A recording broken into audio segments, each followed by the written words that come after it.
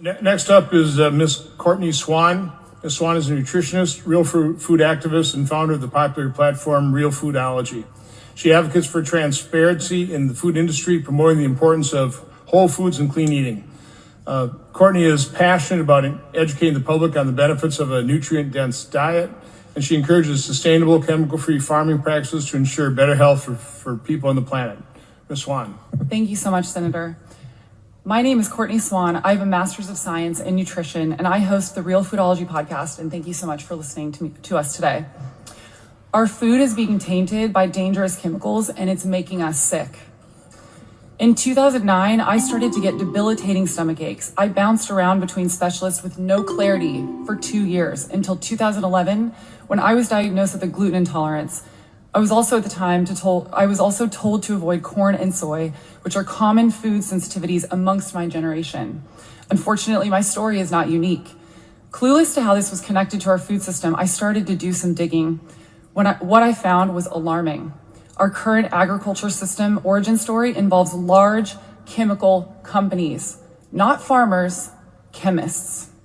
85% of the food that you are consuming started from a patented seed sold by a chemical corporation that was responsible for creating Agent Orange in the Vietnam War. Why are chemical companies feeding America?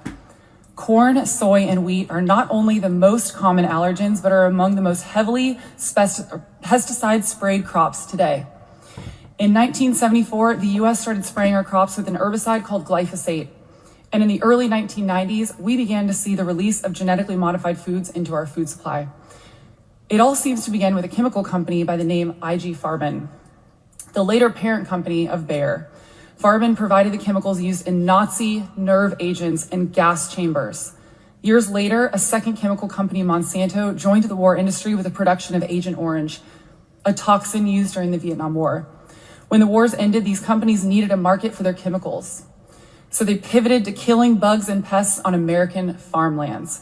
Monsanto began marketing glyphosate with the catchy name Roundup. They claimed that these chemicals were harmless and that they safeguarded our crops from pests. So farmers started spraying these supposedly safe chemicals on our farmland. They solved the bug problem, but they also killed the crops. Monsanto offered a solution with the creation of genetically modified, otherwise known as GMO crops, that resisted the glyphosate in the Roundup that they were spraying. These Roundup-ready crops allow farmers to spray entire fields with glyphosate to kill off pests without harming the plants. But our food is left covered in toxic chemical residue that doesn't wash, dry, or cook off. Not only is it sprayed to kill pests, but in the final stages of harvest, it is sprayed on the wheat to dry it out. Grains that go into bread and cereals that are in grocery stores and homes of Americans are heavily sprayed with these toxins. It's also being sprayed on oats, chickpeas, almonds, potatoes, and more. You can assume that if it's not organic, it is likely contaminated with glyphosate.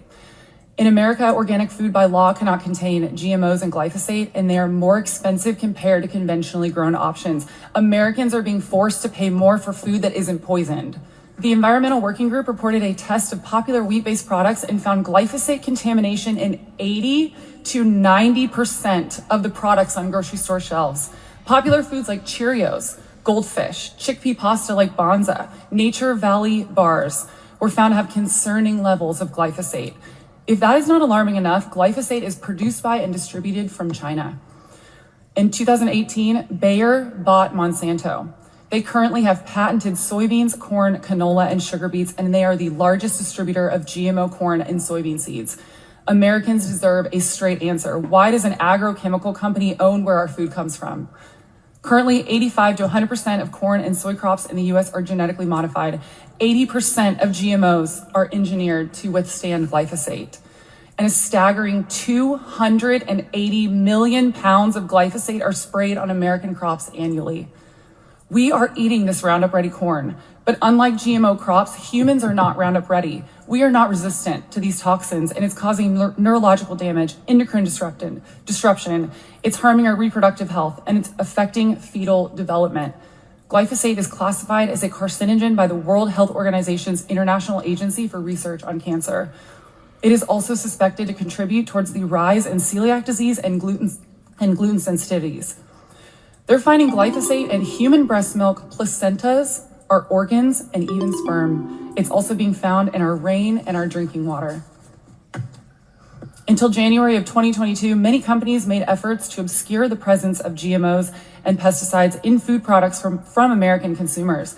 It was only then that legislation came into effect mandating that these companies disclose such ingredients with a straightforward label stating made with bioengineered ingredients, but it's very small on the package. Meanwhile, glyphosate still isn't labeled on our food. Parents in America are unknowingly feeding their children these toxic foods. Dr. Don Huber, a glyphosate researcher, warns that glyphosate will make the outlawed 1970s insecticide DDT look harmless in comparison to glyphosate. Why is the US government subsidizing the most pesticide-sprayed crops using taxpayer dollars? These are the exact foods that are driving the epidemic of chronic disease. These crops heavily sprayed with glyphosate are then processed into high fructose corn syrup and refined vegetable oils, which are key ingredients for the ultra-processed foods that line our supermarket shelves and fill our children's lunches in schools across the nation. Children across America are consuming foods such as Goldfish and Cheerios that are loaded with glyphosate. These crops also feed our livestock, which then produce the eggs, dairy, and meat products that we consume. They are in everything. Pick up almost any ultra-processed food package on the shelf and you will see the words contains corn, wheat, and soy on the ingredients panel. Meanwhile, Bayer is doing everything it can to keep consumers in the dark while our government protects these corporate giants. They fund educational programs at major agricultural universities, they lobby in Washington, and they collaborate with lawmakers to protect their profits over public health. 2 congressmen are working with Bayer right now on the Farm Bill to protect Bayer from any liability despite already having to pay out billions to sick Americans who got cancer from their product. They know that their product is harming people. Chronic illnesses are on the rise and half of our population is obese. This is a national security issue. 77% of young Americans are ineligible for military service. We have industrialized our food at the expense of our health, prioritizing profits over people to the point where our bodies can no longer cope with this chemical assault. We must stop subsidizing the foods that make us sick. We must prioritize people over profit. This isn't just about policy, it's about survival. Let's create a future where our food system is designed to nourish us and not destroy us. Thank you. Well, thank you, Courtney. A couple questions. So you really have 2 issues here raised. Any concern about just GMO seeds and GMO crops? And then you have the contamination glyphosate. Originally as a pre-emergent, but now it's spraying it on the actual crops and getting the food. Can you differentiate those 2 problems? I mean, what concerns are with the GMO seeds? Maybe other doctors on the panel any evidence of? I would say I think the biggest concern is that some of these crops already have a pesticide in them. So there's a certain crop called BT corn, and it has a BT gene in there that is known. The mechanism is that when the insects eat this corn, it makes their stomachs explode. And what I think is really interesting about this is that what it's doing is it's creating holes in the stomach lining of the bugs.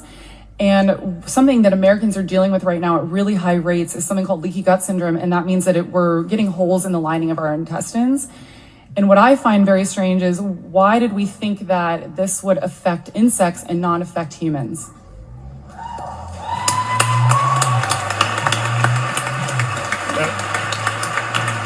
That would be the $64,000 question here. So thank you, Courtney.